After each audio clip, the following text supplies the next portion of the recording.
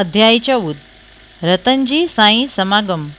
श्री गणेशाय नमः, श्री सरस्वत्यै नमः, श्री गुरुभ्यो नमः, श्री कुलदेवतायै नमः, श्री सीतारामचंद्राभ्यां नमः, श्री सद्गुरु साईनाथाय नमः। श्री बाबाना कृपावचन वडे असाध्य रोग केवा मटी जता तेनुं वर्णन गया अध्यायमां आप्युं छे। हवे श्री रतनजी वाडियाने बाबाए आशीर्वाद साथे पुत्र प्राप्तिनो केवो लाभ आप्यो तेनुं वर्णन અહીં કરીશું। સંત શ્રી સાઈનું જીવન સ્વાભાવિક રીતે આંતરિક તેમજ બહારથી બહુ મીઠું હતું। તેમના દરેક કામ, રહેણીકરણી, ભોજન, વચન સર્વ મીઠા હતા। તેમનું જીવન જ સુખના અવતાર સમૂહ હતું। શ્રી સાઈના નામ જપના ફળના બદલામાં ભક્તોને બાબા આવું જ સુખ આપતા હતા। વ્યવહાર તથા ધર્મની વિવિધ કથા બાબા ભક્તોને કહેતા હતા, જેથી તેઓને સાચા ધર્મનું જ્ઞાન થતું। જગતમાં લોકો સુખેથી રહે એ જ તેમનો હેતુ હતો। સદા સાવચેતીથી જીવનનું ધ્યેય આત્મદર્શન દરેકે સાધવું જોઈએ। આ માનવ દેહ ગત જન્મોના પુણ્યના ફળરૂપે આપણને મળેલ છે, જેની સહાય વડે જ આપણે આ જીવનમાં ભક્તિ મુક્તિ પામી શકીશું। તેથી પ્રમાદી બનીને બેસી ન રહેતા આપણે જીવનનું અંતિમ ધ્યેય પ્રાપ્ત કરવા સદા તત્પર રહેવું જોઈએ। જો તમે નિત્ય સાઈ લીલા કથાઓ સાંભળશો તો તમને તેમના સુખદ દર્શન સદા થશે। ચિત્તમાં તેમનું જ સદા સ્મરણ કરજો। આ રીતે શ્રી સાઈ પર તમારો સાચો પ્રેમ થશે ત્યારે જ મનની નબળાઈ નષ્ટ થશે અને પ્રગતિ થતી રહેશે, જેથી છેવટે તમે તેમના પવિત્ર ભાવરૂપ જ બની શકશો। નાંદેડના રતનજી। હવે આ અધ્યાયની મુખ્ય કથા કહીએ। નિઝામ રાજ્યના નાંદેડ ગામમાં શ્રી રતનજી શાપુરજી વાડિયા નામે એક શ્રીમંત પારસી મિલ કોન્ટ્રાક્ટર વ્યાપારી રહેતા હતા। તે ખૂબ ધનવાન હતા। જમીન ખેતરવાડી પણ હતા। ઘેર ઢોર ઘોડા તથા વાહન હતા। બહારથી જોતા તે ખૂબ સુખી ને સંતોષી દેખાતા હતા, પણ અંદરખાનેથી તેમ નહોતું। ઈશ્વરીય વિધાન જ એવું છે કે આ જગતમાં સંપૂર્ણ સુખી અને ધનવાન કોઈ હોતું નથી। રતનજી આ બાબતમાં અપવાદરૂપ નહોતા। તે દાની તથા ઉદાર હતા। ગરીબ લોકોને તે અન્ન વસ્ત્ર આપી અનેક રીતે સહાય કરતા હતા। લોકો તેમને સુખી ભલા પુરુષ માનતા હતા, પણ તેમને પુત્ર કે પુત્રી કંઈ સંતાન નહોતું। તેથી રતનજી પોતાને દુઃખી માનતા હતા।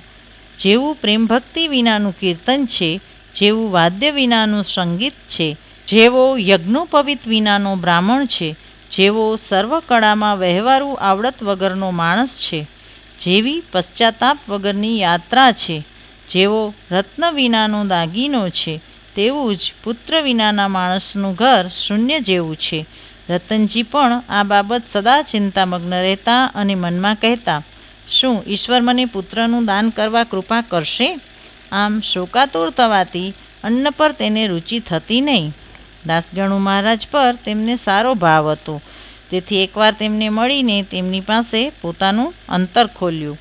દાસગણુએ તેમને સલાહ દીધી, તમે શિરડી જઈ બાબાના દર્શન કરો અને તેમના ચરણમાં પડી પ્રાર્થના કરો તથા સંતાન માટે આશીર્વાદ માગો। રતનજીને આ વાત ગમી અને તેમણે શિરડી જવાનું નક્કી કર્યું। થોડા દાડા બાદ શિરડી જઈ તેમણે બાબાના દર્શન કર્યા અને તેમના પગમાં પડી ગયા। સાથે લીધેલ સુંદર ફૂલહાર બાબાને પહેરાવ્યો અને ફળનો ટોપલો ભેટ ધર્યો। પછી ખૂબ ભક્તિથી બાબા પાસે બેઠા। નમ્રતાપૂર્વક પ્રાર્થના કરતાં તેણે કહ્યું, દેવ, મુસીબતમાં ફસાયેલા ઘણા લોકો આપની પાસે આવે છે। આપ તેમના કષ્ટ સત્વર દૂર કરો છો। એ વાત સાંભળીને હું પણ આપને શરણે આવ્યો છું। મને નિરાશ કરશો નહીં, મારા પર કૃપા કરો। ત્યારબાદ જે 5 રૂપિયા દક્ષિણા આપવાનું રતનજીના મનમાં હતું એ 5 જ રૂપિયાની દક્ષિણા માંગતા બાબા બોલ્યા, તારી 3 રૂપિયા 14 પૈસાની દક્ષિણા મને મળી ગઈ છે। હવે બાકીની મારી 5 રૂપિયાની દક્ષિણા લાવ। એ સાંભળી રતનજી મૂંઝાયા। પ્રથમ તો બાબાએ શું કહ્યું એ સમજ્યા નહીં। હું તો આ સૌ પ્રથમ જ શિરડી આવ્યો છું, ત્યારે મારી પાસેથી અગાઉ ₹3.14 દક્ષિણા મળી છે એવું બાબાએ કેમ કહ્યું હશે? આ ગૂંચનો ઉકેલ તે કરી શક્યા નહીં, પણ બાબાએ માંગેલી દક્ષિણાના ₹5 તેમણે બાબાના પગમાં ધર્યા. પછી પોતે શા વાસ્તે આવ્યા છે તથા બાબાની કઈ સહાય ઈચ્છે છે તે સર્વ વાત કરી. પ્રાર્થનાપૂર્વક બાબાને કહ્યું, બાબા, કૃપા કરીને મને પુત્રનું દાન કરો. એથી બાબાનું અંતર દ્રવ્યું અને રતનજીને કહ્યું, હવેથી ચિંતા કરીશ ના, આજથી તારા ખરાબ દિવસ પૂરા થયા છે. વળી બાબાએ તેના મસ્તક પર હાથ મૂકી ઉદી આપીને તેને આશીર્વાદ આપ્યા અને કહ્યું, અલ્લાહ તારા અંતરની ઈચ્છા પૂરી કરશે. શ્રી બાબાની રજા લઈ રતનજી પાછા નાંદેડ ગયા અને શિરડીમાં જે કંઈ બન્યું હતું તે સર્વ દાસગણોને કહી સંભળાવ્યું.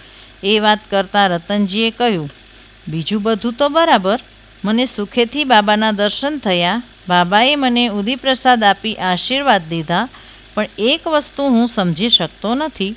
બાબાએ મને કહ્યું કે અગાઉ તારી પાસેથી ₹3.14 દક્ષિણા મળી છે. આ શબ્દોનો અર્થ હું સમજી શકતો નથી. હું તો આ પહેલાં કદી શિરડી ગયો જ નથી, તો બાબાએ કહેલી ₹3.14 દક્ષિણા હું બાબાને શી રીતે આપી શક્યો હોઈશ? દાસગણોને પણ આ ગૂંચ સમજાય નહીં. તેમણે તે વાત પર ખૂબ વિચાર કર્યો. ત્યારે થોડીવાર બાદ યાદ આવ્યું કે થોડા દાડા પર રતનજીના ઘેર મૌલા સાહેબ નામે એક સંત મળવા આવ્યા હતા. તેમના સત્કારમાં રતનજીને કંઈક ખર્ચ થયો હતો. મૌલા સાહેબ સાદા સંત હતા અને નાંદેડના લોકોમાં પ્રસિદ્ધ હતા. શિરડી જવાનું રતનજીએ નક્કી કર્યું તેના આગલા દહાડે જ મૌલા સાહેબે તેમના ઘેર અચાનક જ પધાર્યા. રતનજીને તેમની પીછા નહોતી અને તેમના પર ભાવ પણ હતો. તેથી તે પધારતા તેમના માનમાં તેમણે સત્કારની મિજબાની કરી. તેમાં કરેલ ખર્ચની યાદી દાસગણુએ રતનજી પાસેથી માંગી, તો એ ખર્ચ ગણતા તે બરાબર ₹3.14 જ થયો હતો. 1 પાઈ વધારે નહીં કે 1 પાઈ ઓછી નહીં. આ જોતાં જ બધા ભારે અચંબો પામ્યા. બાબા સર્વજ્ઞ છે તેની ખાતરી થઈ.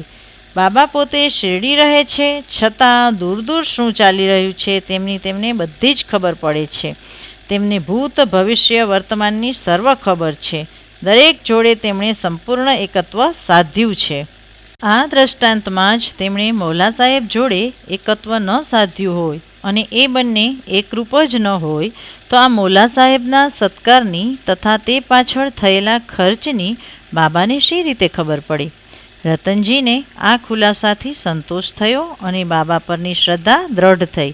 યોગ્ય સમય આવતા તેને બાબાના આશીર્વાદ ફળ્યા. તેમને ત્યાં પુત્રનો જન્મ થયો. હર્ષનો પાર રહ્યો નહીં. કહે છે કે તેમને કુલ 12 સંતાન થયા, જેમાંથી હાલ 4 સંતાન જીવે છે. આ અધ્યાયને અંતે આપેલી નોંધમાં રાવ બહાદુર હરિવિનાયક સાઠેની પહેલી પત્ની ગુજરી જતાં બીજી સ્ત્રી પરણવાથી પોતાને પુત્ર થશે જ એવી ખાતરી કોઈ સંત પુરુષ આપે તો જ પરણવું એમ તે ઉત્તર દેતા. તે બાબતમાં બાબાએ જે સુખદ વચનો કહેલા તે અહીં મૂળ ગ્રંથમાં આપ્યા છે. રાવ બહાદુર સાહેબે બીજી વાર લગ્ન કર્યું. પ્રથમ તો આ સ્ત્રીથી તેમને 2 પુત્રી થઈ, તેથી સાઠે જરા નિરાશ થયેલા, પણ ત્રીજું સંતાન પુત્ર થયો. બાબાનું વચન સત્ય ઠર્યું અને તેમને સંતોષ થયો. દક્ષિણા મીમાંસા. હવે દક્ષિણા વિશેની નોંધ આપીને આ અધ્યાય સમાપ્ત કરીશું. જે લોકો બાબાના દર્શને આવતા તેમની પાસેથી બાબા દક્ષિણા માંગતા હતા તે વાત પ્રસિદ્ધ છે. એથી કોઈ પ્રશ્ન કરે કે જો બાબા ફકીર હતા તથા સંપૂર્ણ વૈરાગી હતા તો પછી દક્ષિણા કેમ માંગતા હતા? તેમને પૈસાની શી જરૂર હતી? આ પ્રશ્નની સર્વાંગી ચર્ચા આપણે કરીશું. પ્રારંભમાં તો બાબા દીર્ઘકાળ સુધી કોઈની પાય પણ સ્વીકારતા નહીં. ઓલવાયેલી દિવાસળીઓ એકઠી કરી પોતે ખિસ્સામાં ભરતા. ભક્ત અગર ગમે તે હોય કોઈ પાસેથી કશું માંગતા જ નહીં. એ પછી તેમની પાસે કોઈ પૈસો 2 પૈસા મૂકતું તો તેની તમાકુ અગર તેલ વેચાતું લેતા. બાબાને તમાકુનો શોખ હતો, કેમ કે નિત્ય બીડી કે ચલમ પોતે પીતા હતા. એ પછી કેટલાક લોકોના દિલમાં જ થયું કે સંતને દર્શને આપણે ખાલી હાથે ન જવાય. તેવા લોકો બાબા પાસે ત્રાંબાના પૈસા મૂકવા લાગ્યા. 1 પૈસો મૂક્યો હોય તો બાબા તે ઉપાડી ખિસ્સામાં મૂકતા. પણ જો ઢબુ મૂકેલ હોય તો તે પાછો આપી દેતા. એ પછી તો બાબાની કીર્તિ દૂર દૂર સુધી પ્રસરી. સંખ્યાબંધ લોકો બાબાના દર્શને આવવા લાગ્યા અને બાબા તેમની પાસેથી દક્ષિણા માંગવા લાગ્યા. શ્રુતિમાં કહ્યું છે કે દેવપૂજન સુવર્ણના સિક્કાના દાન વિના સંપૂર્ણ ગણાય નહીં.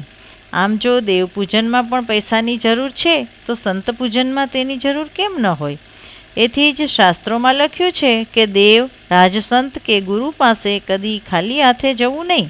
કંઈક પણ ભેટ તેમને ધરવી જોઈએ. તેમાં પણ ધનની, પૈસાની ભેટ વધુ સારી, સગવડભરી ગણાય છે. આ વિષયમાં ઉપનિષદમાં આપેલા વચનો આપણે જોઈએ. બૃહદારણ્યક ઉપનિષદમાં કહ્યું છે કે ભગવાન પ્રજાપતિએ દેવો, માનવો તથા દાનવોને દ અક્ષર વડે બોધ કર્યો. દેવોએ આ દ અક્ષરનો અર્થ દમ, સંયમ પાળવો એમ કર્યો. માનવોએ આ દ અક્ષરનો અર્થ દાન દેવું એમ કર્યો. દાનવોએ દ અક્ષરનો અર્થ દયા રાખવી એમ કર્યો. આમ માનવીને દાન કરવાનું કહ્યું છે. તૈત્તરીય ઉપનિષદમાં ગુરુએ શિષ્યને દાન તથા તેના પ્રકાર પ્રબોધ્યા છે. જેમાં ગુરુ કહે છે, દાન શ્રદ્ધાથી કરજો, શ્રદ્ધા વગર પણ દાન કરજો, ઉદારતાથી દેજો, નમ્ર બનીને દેજો, સહાનુભૂતિથી તથા માનપૂર્વક દેજો. આ દાનના મહિમાના બોધ માટે તથા ધનની તૃષ્ણાના નાશ અર્થે તેમજ ચિત્તની પવિત્રતા ખાતર જ શ્રી સાંઈબાબા ભક્તો પાસેથી દક્ષિણા માંગતા હતા. તે સાથે બાબા ખાસ કહેતા કે તમે જે આપો છો તે કરતાં 100 ગણું મારે તમને પાછું આપવું પડે છે. આ બાબતમાં કેટલાક દ્રષ્ટાંત પણ છે. પ્રસિદ્ધ નાટ્યકાર ગણપતરાવ બોડકે પોતાની મરાઠી આત્મવૃત્તાંતમાં લખે છે, બાબા વારંવાર દક્ષિણાનો આગ્રહ રાખતા. તેથી મારું પૈસાનું પાકીટ જ હું તેમની પાસે ખાલી કરતો. પરિણામે મારા આખા જીવનમાં મને કદી પૈસાની તંગી જ પડી નથી. મને પુષ્કળ પૈસા મળ્યા કરતા. કેટલાક દ્રષ્ટાંતમાં દક્ષિણાનો બીજો અર્થ પણ થયો હતો, જેમાં બાબા નાણાંની કોઈ રકમ માંગતા નહોતા. તેના 2 દ્રષ્ટાંત આપું.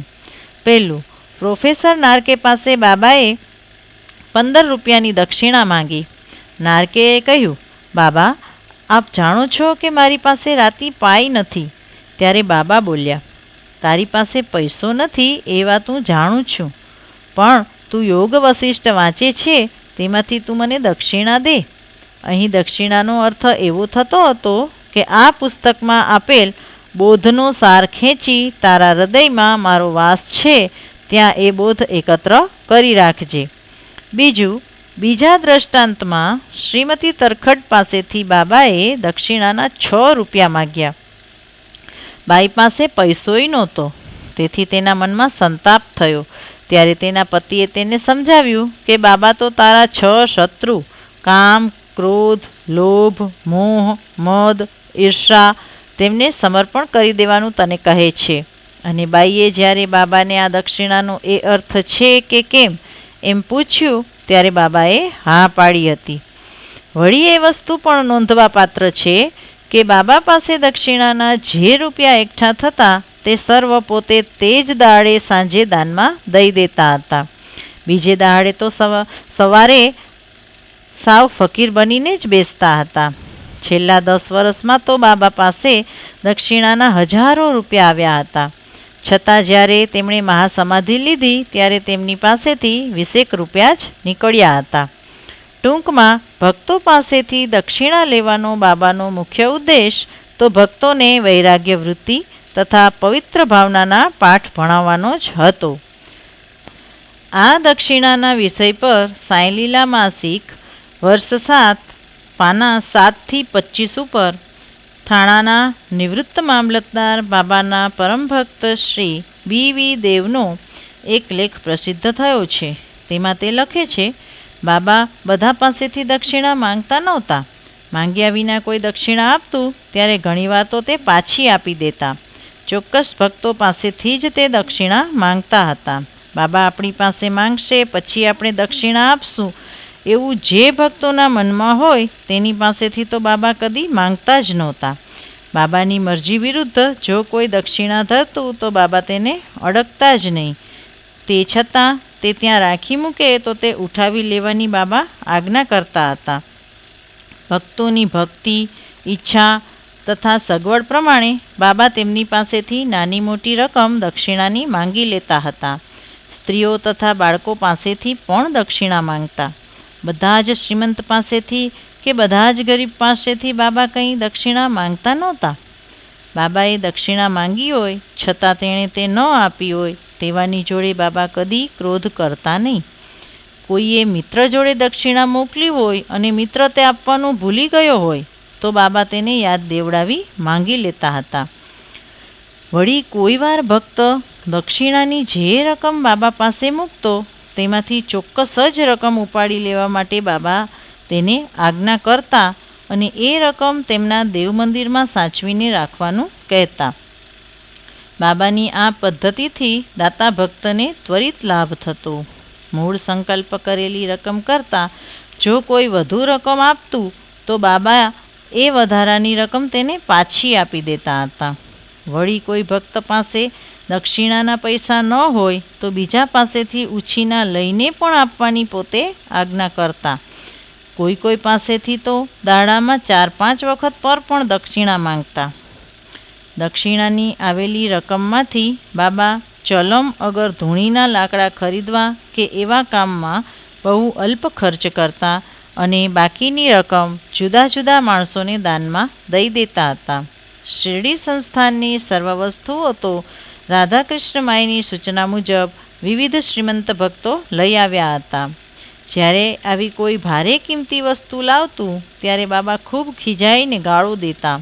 પોતે નાના સાહેબ ચાંદોરકરને કહેતા, મારી મિલકતમાં તો માત્ર એક લંગોટી, એક ચીંથરું, એક કફની અને આ પતરાનું ડબલું છે. લોકો આવી નકામી કિંમતી વસ્તુઓ લાવી મને પજવી રહ્યા છે. પરમાર્થના કામમાં ધન તથા સ્ત્રી એટલે કે કાંચન અને કામિની એ બે વસ્તુ જ વિઘ્નકર્તા ગણી છે. પોતાના ભક્તોએ આ બે વસ્તુનો કેવો ત્યાગ કર્યો છે તેની પરીક્ષા માટે જ બાબાએ શિરડીમાં આ બે સંસ્થા, એક દક્ષિણાની તથા બીજું રાધાકૃષ્ણ માઈની સ્થાપી હતી. જ્યારે ભક્તો શિરડી આવતા ત્યારે પોતે તેની પાસેથી દક્ષિણા માંગતા તેમજ રાધાકૃષ્ણ માઈના ઘેર જવાની આજ્ઞા આપતા. જો આ બે કસોટી ધન તથા સ્ત્રી પ્રત્યેના વૈરાગ્યની કસોટીમાંથી ભક્ત પાર ઉતરતો દેખાતો તેની આધ્યાત્મિક પ્રગતિ ઝડપબંધ થતી હતી અને તે બાબાની મહેરબાની તથા આશીર્વાદ પ્રાપ્ત કરી શકતો હતો. શ્રી દેવે ગીતા અને ઉપનિષદના કેટલાક શ્લોકો ટાંકીને બતાવ્યું છે કે પવિત્ર સ્થળે પવિત્ર પુરુષને દાન આપવાથી દાતાનું ભારે કલ્યાણ થાય છે. શિરડી જેવું પવિત્ર સ્થળ કયું છે? તેમજ તેના અધિષ્ઠાતા દેવ શ્રી સાંઈબાબાથી વધુ પવિત્ર કોણ છે? સ્વસ્તિ શ્રી સંત સજ્જન પ્રેરિતે ભક્ત હેમાળપંત વિરચિતે શ્રી સાંઈ સમર્થ સચ્ચરિત્રે રતનજી સાંઈ સમાગમ તથા દક્ષિણા મીમાંસા નામ 14મો અધ્યાય સંપૂર્ણ. શ્રી સદ્ગુરુ સાંઈનાથાર્પણમસ્તુ. શુભમ ભવતુ.